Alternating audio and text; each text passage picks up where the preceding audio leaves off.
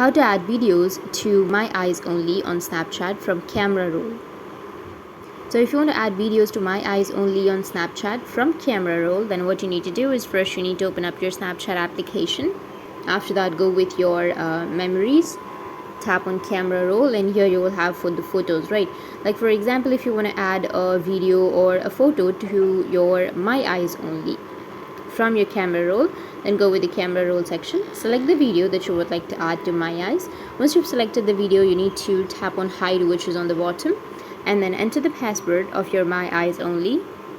And before that, make sure that you have an internet connection. Once you have the internet connection, just enter the password and tap on Move and tap on Delete. It will delete the original video from the Camera Roll, and it will be saved to My Eyes.